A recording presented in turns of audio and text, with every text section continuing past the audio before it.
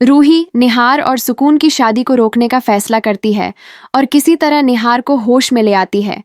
होश में आते ही निहार उस आत्मा को घर से बाहर निकाल देता है। दरअसल निहार सुकून के लिए शादी का जोड़ा खरीदने गया होता है, लेकिन उसी दौरान रूही सुकून के पास जाकर उसे साफ साफ धमकी देती है कि वह किसी भी हालत में निहार को उससे दूर नहीं कर पाएगी। रूही की बात सुनकर सुकून को बहुत गुस्सा आता है और वह ठान लेती है कि अब वह जल्द से जल्द निहार से शादी करके रूही को जवाब देगी।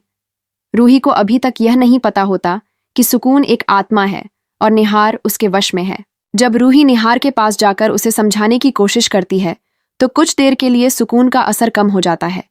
उसी समय निहार रूही से कहता है कि वह उसे धोखा देने के बारे में सोच भी नहीं सकता। यह सुनकर रूही बहुत खुश हो जाती है, लेकिन जैसे ही निहार दोबारा सुकून के पास जाता है वह फिर से पहले जैसा व्यवहार करने लगता है और शादी की तैयारियां शुरू कर देता है। ये सब देखकर रूही समझ जाती है कि निहार पर सुकून ने कोई जादू या वशीकरण कर रखा है। वह तुरंत जोही और समर के पास जाकर सब कुछ बता देती है।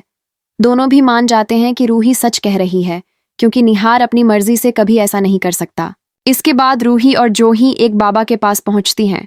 बाबा उन्हें बताते हैं कि सुकून दरअसल एक आत्मा है जो पुराने घर में रहती थी।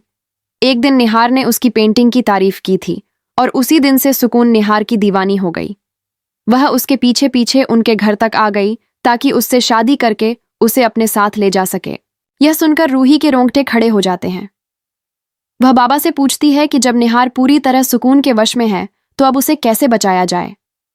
बाबा रूही को एक विभूति देते हैं और कहते हैं कि जैसे ही वह यह विभूति अपने पति के माथे पर लगाएगी, निहार पहले जैसा हो जाएगा।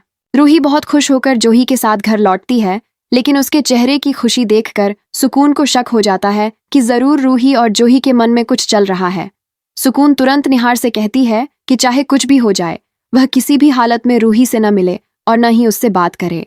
जब रूही निहार के पास जाकर विभूति लगाने की कोशिश करती है तो निहार गुस्से में कहता है कि रूही उसके पास भी ना आए। रूही और जोही की सारी कोशिशें नाकाम हो जाती हैं।